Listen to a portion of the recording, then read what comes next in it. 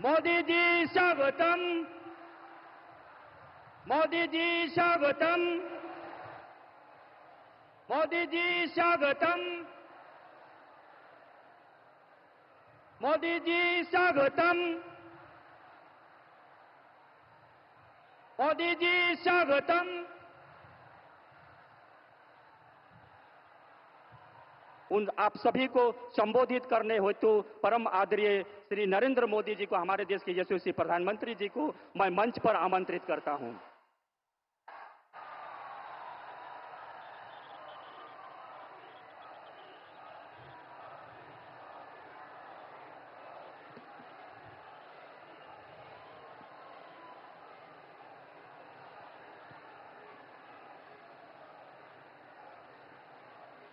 भारत माता की, भारत माता की जय जोहार। नमस्कार। बोरोरा आमार प्रणाम नेबेन। छोटोरा भालोबाशा। आप इतनी विशाल संख्या में यहां हमें आशीर्वाद देने आए हैं, मैं हृदय से बंगाल की जनता का अभिनंदन करता हूं। आज एवरेस्ट डे भी है। आज के दिन तेनजिंग नोर्गे जी ने एवरेस्ट पर अपना परचम लहराया था।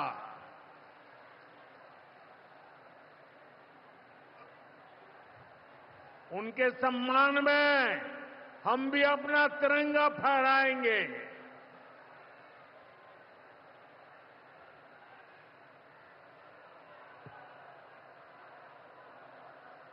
और आज ही महान स्वतंत्रता सेनानी रामानंद चटर्जी की जयंती भी है। ये महान संतानें हमें प्रेरित करती है, बड़े संकल्पों की सिद्धि के लिए हौसला देती है।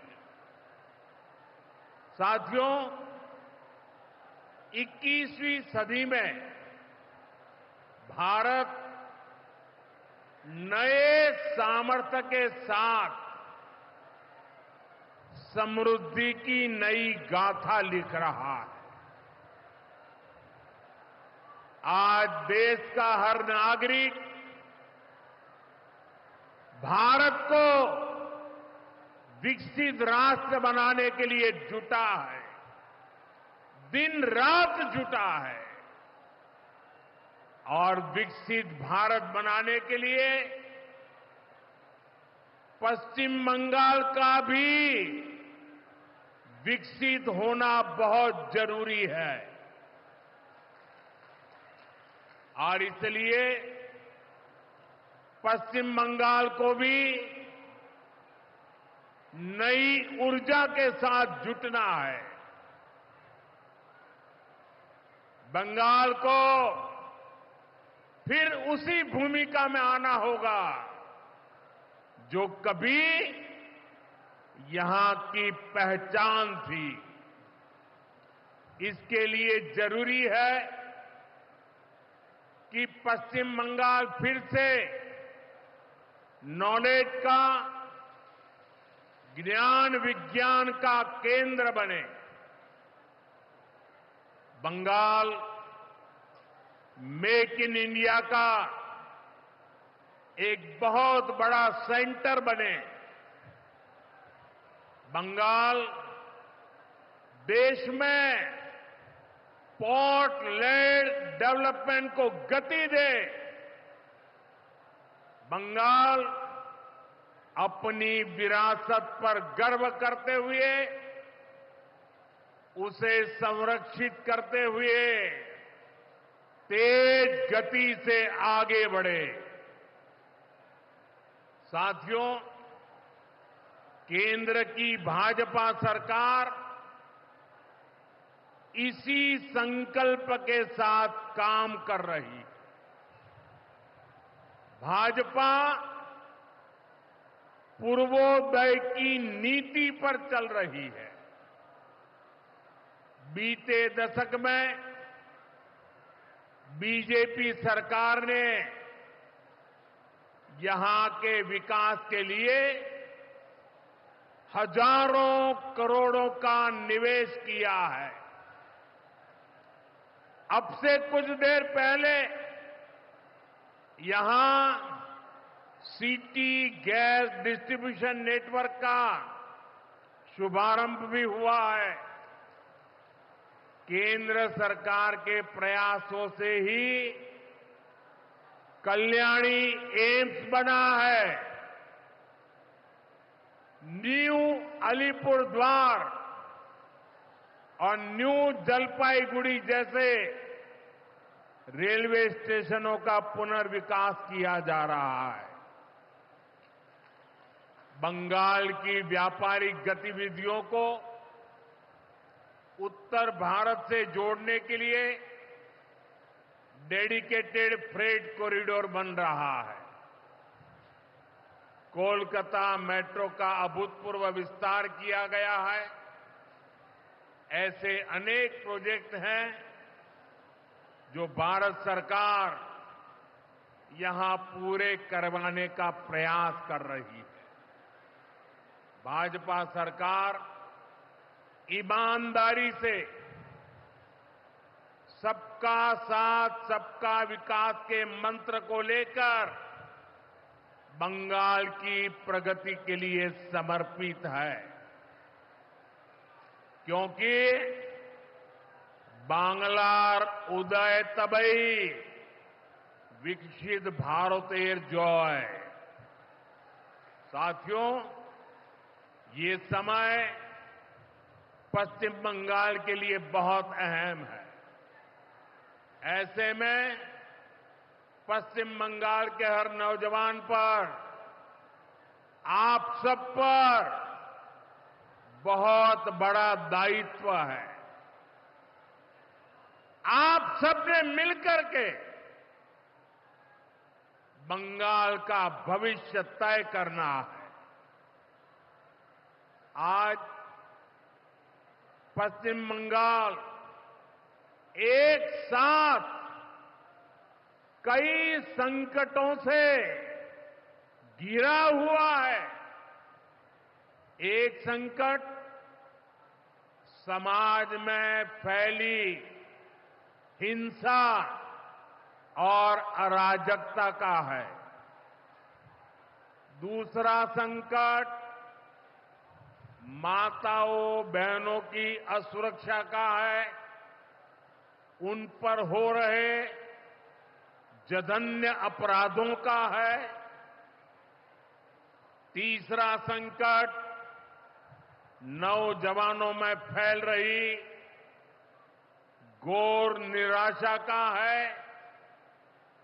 बेतहाशा बेरोजगारी का है। चौथा संकट घनघोर करप्शन का है। यहां की सिस्टम पर लगातार कम होते जनविश्वास का है।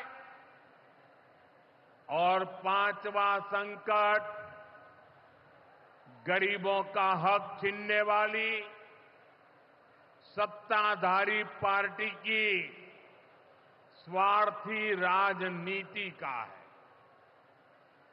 साथियों, यहां मुर्शिदाबाद में जो कुछ हुआ, मालदा में जो कुछ हुआ,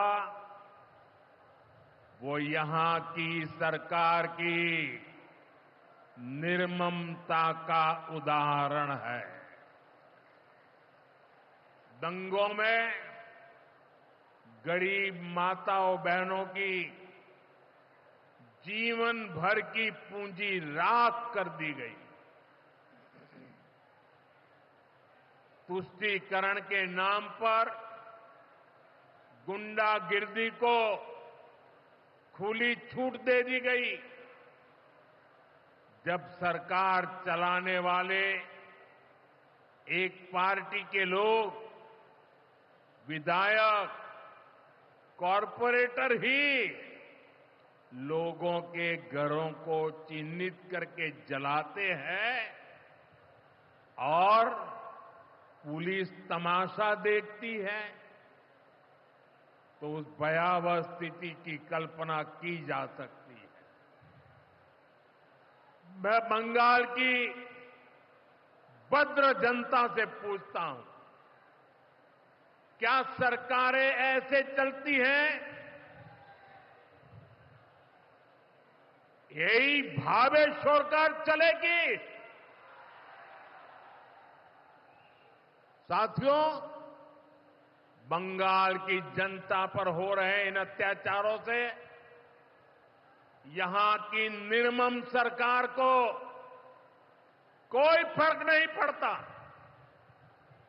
यहां बात बात पर कोर्ट को दखल देना पड़ता है। बिना कोर्ट के बीच में आए कोई भी मामला सुलझता ही नहीं है।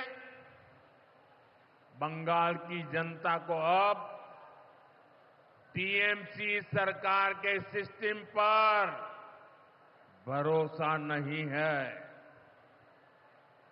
यहां की जनता के पास अब सिर्फ कोर्ट का आसरा ही है। इसलिए पूरा बंगाल कह रहा है, बंगाल में मची चीख पुकार, नहीं चाहिए निर्मम सरकार। बांग्लार चित्कार लागबे ना, निर्मम सरकार। साथियों, भ्रष्टाचार का सबसे बुरा असर नौजवानों पर पड़ता है, गरीब और मिडिल क्लास परिवारों पर होता। भ्रष्टाचार कैसे चारों तरफ बर्बादी लाता है, ये हमने टीचर भर्ती घोटाले में देखा है। टीएमसी सरकार ने अपने शासनकाल में हजारों टीचर्स का फ्यूचर बर्बाद कर दिया, उनके परिवारों को तबाह कर दिया, उनके बच्चों को असहाय छोड़ दिया। टीएमसी के घोटालेबाजों ने सैकड़ों गरीब परिवार के बेटे बेटियों को अंधकार में धकेल दिया है। ये सिर्फ कुछ हजार टीचर्स के भविष्य के साथ खिलवाड़ नहीं है, बल्कि पश्चिम बंगाल के पूरे एजुकेशन सिस्टम को बर्बाद किया जा रहा है। टीचर्स के अभाव में लाखों बच्चों का भविष्य दांव पर है। इतना बड़ा पाप टीएमसी के नेताओं ने किया है। हद तो ये है कि ये लोग आज भी अपनी गलती मानने को तैयार नहीं है। उल्टा देश की अदालत को, न्यायपालिका को, कोर्ट को दोषी ठहराते हैं। साथियों, टीएमसी ने चाय बागान में काम करने वाले साथियों को भी नहीं छोड़ा है। यहां सरकार की कुनीतियों के कारण टी गार्डन लगातार बंद होते जा रहे हैं। मजदूरों के हाथ से काम निकलता चला जा रहा है। यहां पीएफ को लेकर जो कुछ भी हुआ वो बहुत शर्मनाक है। ये गरीब मेहनतकश लोगों की कमाई उस पर डाका डाला जा रहा है। टीएमसी सरकार इसके दोषी लोगों को बचाने की कोशिश कर रही है। और मैं बंगाल के मेरे भाई बहन आपको विश्वास दिलाने आया हूं, भाजपा ये नहीं होने देगी।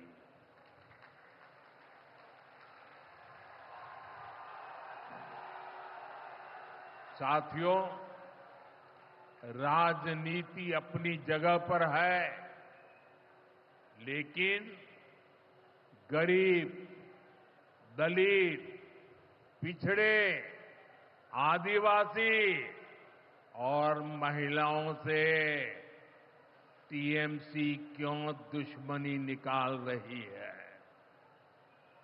पश्चिम बंगाल के गरीब, एससी, एसटी, ओबीसी के लिए जो भी योजनाएं देश में चल रही है, उनमें से बहुत सारी योजनाएं यहां लागू ही नहीं होने दी जा रही है।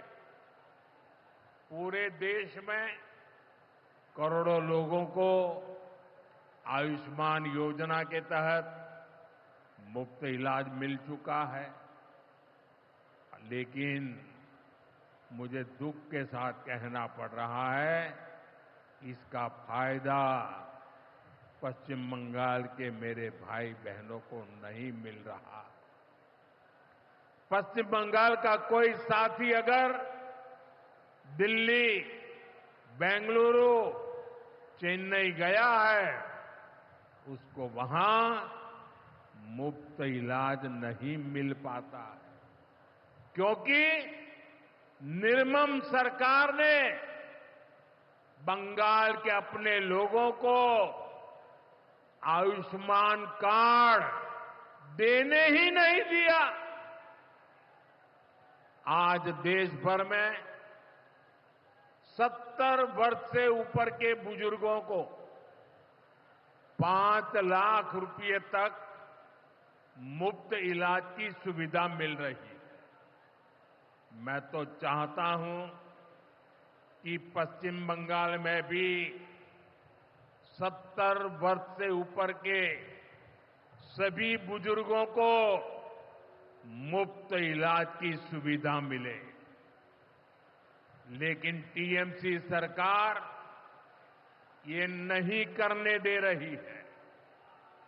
केंद्र की बीजेपी सरकार देश भर में गरीब परिवारों को पक्के घर बनाकर दे रही है, लेकिन पश्चिम बंगाल में लाखों परिवारों का घर नहीं बन पा रहा है, क्योंकि टीएमसी के लोग इसमें भी गरीब के पास से कट और कमीशन की मांग कर रहे हैं।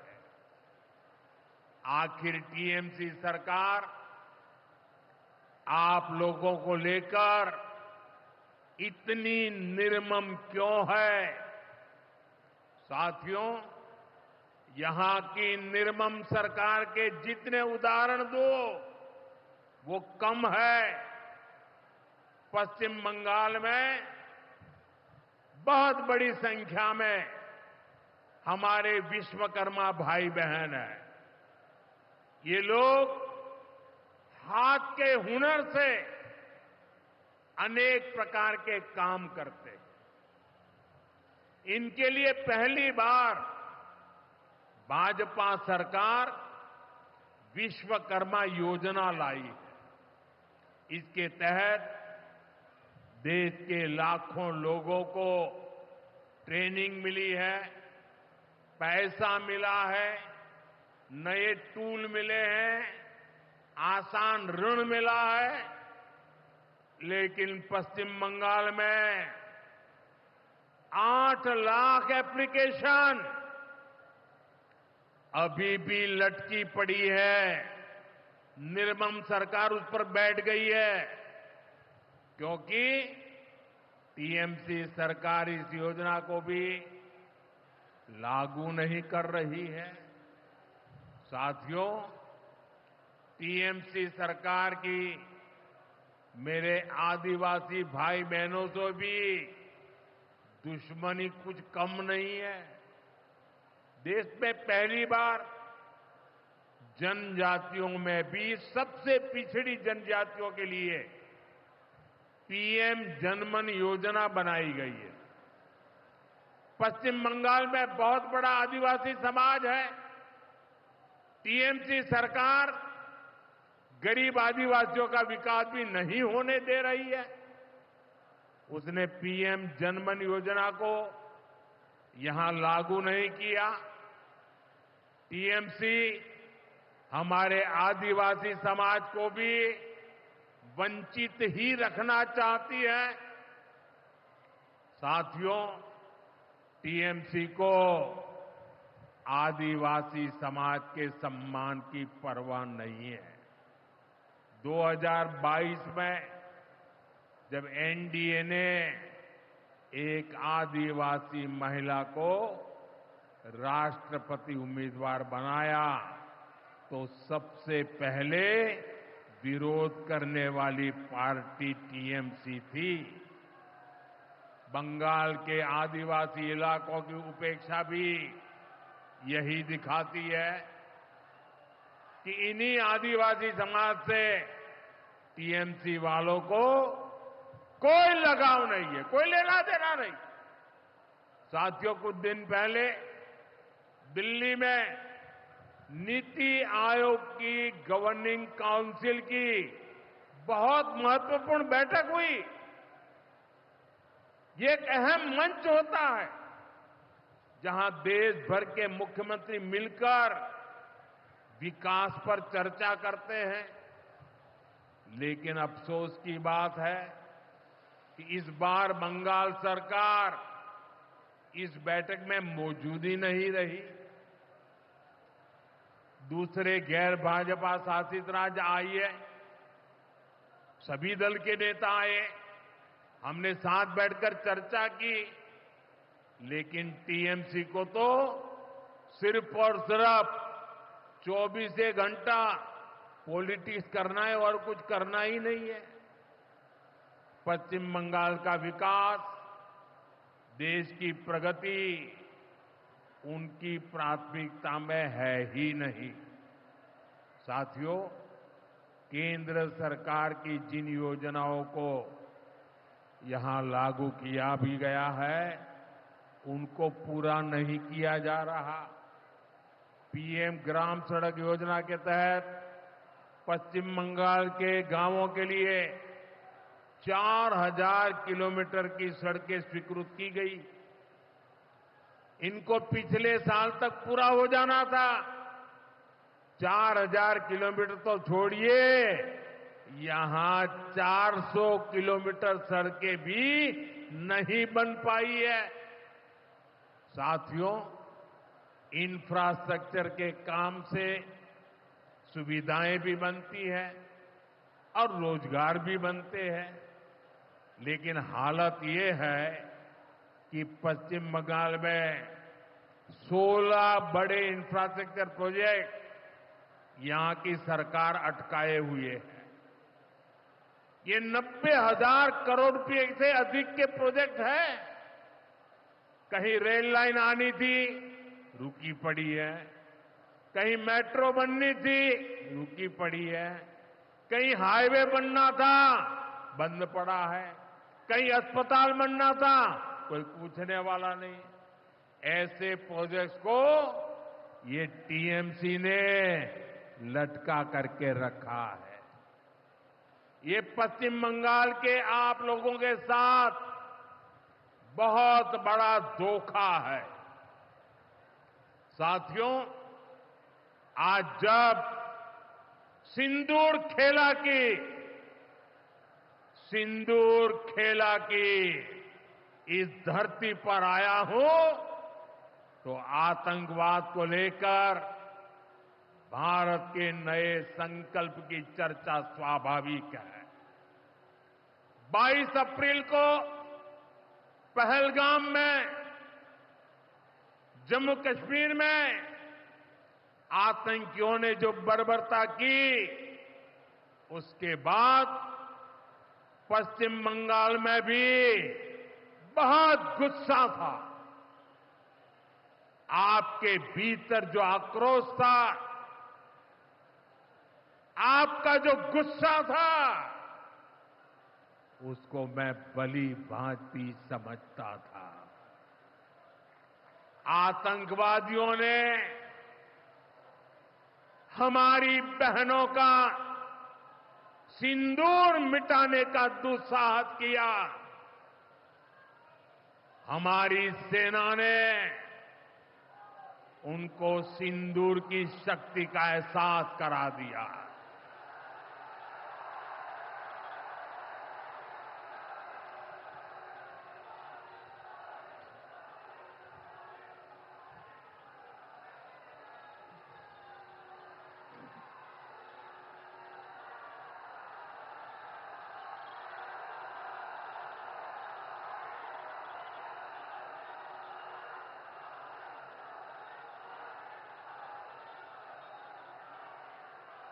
हमने आतंक के उन ठिकानों को तबाह किया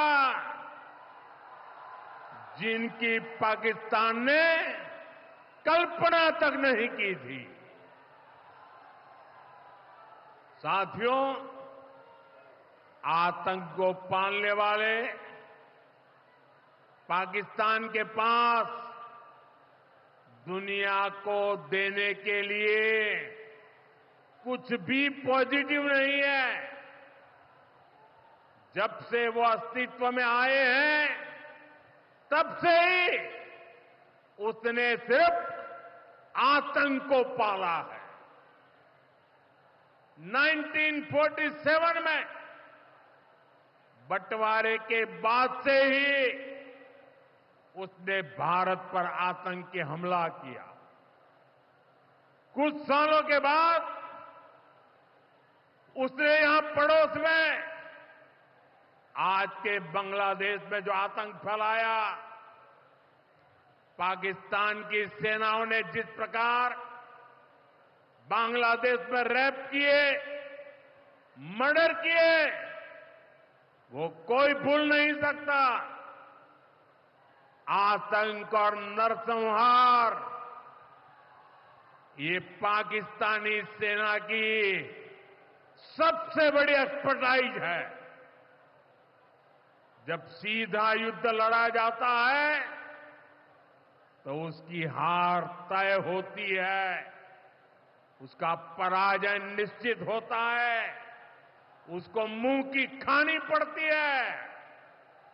यही कारण है कि पाकिस्तान की सेना आतंकियों का सहारा लेती है। लेकिन पहलगाम हमले के बाद अब भारत ने दुनिया को बता दिया है, भारत अब आतंकी हमला हुआ, भारत पर आतंकी हमला हुआ तो दुश्मन को उसकी बड़ी कीमत चुकानी पड़ेगी।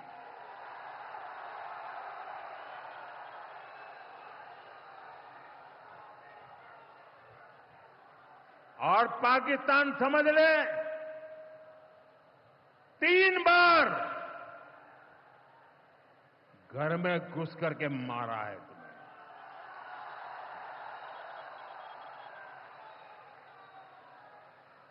हम शक्ति को पूजने वाले लोग, हम महिषासुर मर्दिनी को पूजते हैं। बंगाल टाइगर की इस धरती से 140 करोड़ भारतीयों का ऐलान है। ऑपरेशन सिंदूर अभी खत्म नहीं हुआ है।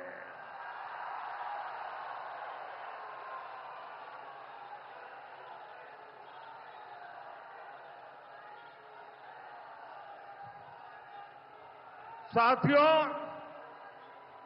पश्चिम बंगाल को अब हिंसा की, तुष्टीकरण की, दंगों की, महिला अत्याचार की, घोटालों की राजनीति से मुक्ति चाहिए। अब पश्चिम बंगाल के सामने भाजपा का विकास मॉडल है। आज भाजपा देश के कई राज्यों में सरकारें चला रही है। देश के लोग बार बार भाजपा को अवसर दे रहे हैं।